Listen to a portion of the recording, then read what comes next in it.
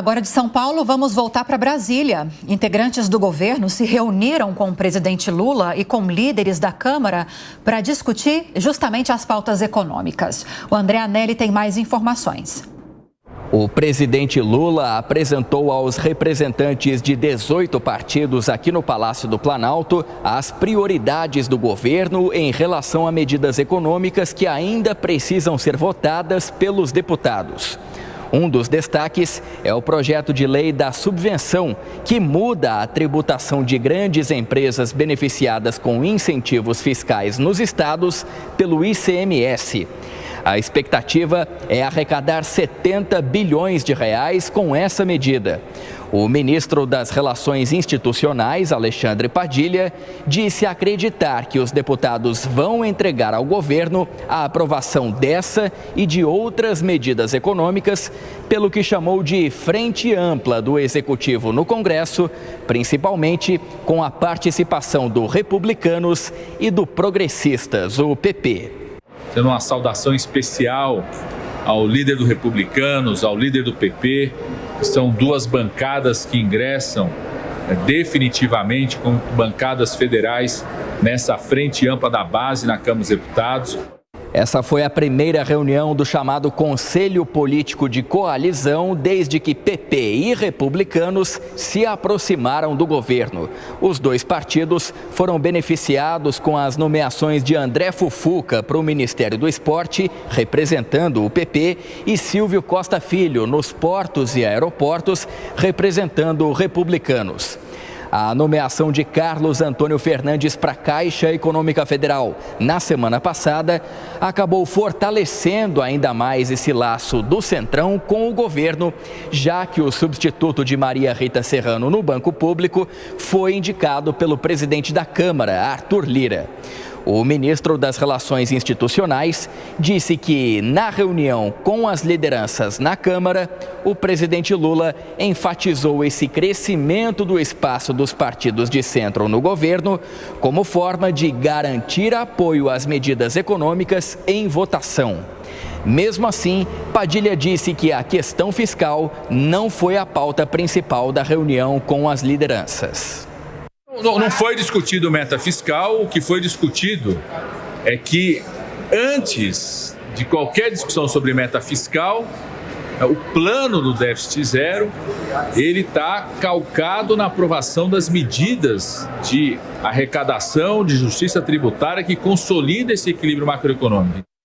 Na semana que vem, Lula deve fazer uma reunião semelhante, mas com lideranças no Senado.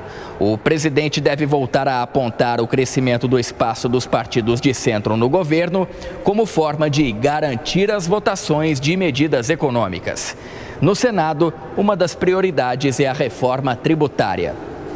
De Brasília, André Anelli. Amanda, faz sentido essa confiança toda do ministro Padilha no PP e no Republicanos? Ele afirmou com todas as letras, são da base do governo, ou ele jogou verde para colher maduro? Porque a gente foi procurar os partidos e eles disseram, olha, não estamos sabendo disso não, aqui é todo mundo independente. É assim que eles se definem, né, Colombo? Até porque essa fatura não foi toda paga ainda. Temos que lembrar que há 12 vice-presidências da Caixa Econômica Federal, esses partidos querem ver distribuídos entre si, os partidos do Centrão. Você tem diretorias do Banco do Brasil, diretorias da Petrobras, com essa mudança no Estatuto da Petrobras, que pode ser votada agora na Assembleia Geral de Acionistas, você pode abrir de novo um flanco para indicações políticas e você vai ter que lotear aqueles cargos. Veja que o Centrão é guloso, é voraz, e esse apetite não tem limite, principalmente quando o presidente Lula dá um baita tiro no próprio pé e enfraquece o seu ministro da Fazenda, que não é só o ministro da Fazenda, é o principal articulador político do governo. Ou seja, Lula enfraqueceu um anteparo entre alguma esperança de consolidação e estabilidade fiscal e a gastança perdulária e desenfreada representada por uma parte da ala política do governo. É isso que ele está fazendo, está acabando com esse anteparo. Na reta final do ano, faltam 2 meses e algumas medidas econômicas para aprovar. Não precisa ser um gênio para entender que isso torna a vida de Haddad e a chance de aprovar essas medidas no Congresso muito mais difícil. E o Lira, claro, vendo essa confusão toda, assistindo de camarote, como aliados dele me relataram hoje pela manhã, vai cobrar mais cara. essa fatura? É uma coisa óbvia. E ele já começou a cobrar ontem. Ele falou para Lula, reclamou dos vetos presidenciais e ainda disse que não vai ser nada fácil aprovar a principal medida de Haddad para esse final de ano, que é a subvenção de ICMS, porque tem resistência das bancadas do Sul, Nordeste e Sudeste, que vai ter que explicar isso melhor para os líderes. E se não aprovar essa medida agora, como ela tem efeito no imposto de renda de anualidade, isso significa que ela não vale para o ano que vem. Ela estima uma receita de 35 bilhões de reais. Então, é nesse pé em que estamos, né? Uma confusão, uma balbúrdia total, faltando 2 meses para encerrar o ano. Padilha está confiando demais no PP e no Republicanos, Dantas? Olha, Colombo, na verdade, eles têm aí uma meta comum, que é justamente fragilizar uma regra fiscal que nem foi efetivamente, né, aprovada ainda, tem vetos que seriam votados pelo Congresso.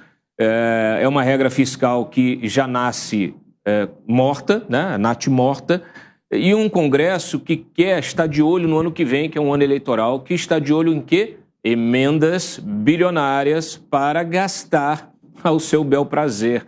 E, naturalmente, interessa também ao Executivo, que tem terá, né, aí o PT, seus aliados, eles terão diversos candidatos a prefeituras e interessa também ao governo, ou especialmente aí ao partido, ter essa liberação, né, abrir mão de qualquer responsabilidade fiscal para gastar mais.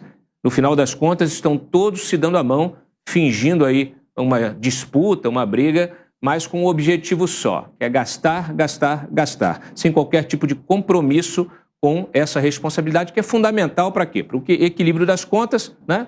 Déficit fiscal, meta zero aí, é justamente gastos, né, e arrecadação nivelados, né? Então, o que a gente tem é uma irresponsabilidade generalizada, isso terá um custo lá na frente, vai espantar investidor, vai aumentar juros, vai ter um custo para o eleitor, né, o pagador de impostos enormes. No final das contas, nós é que pagamos a conta dessa politicagem.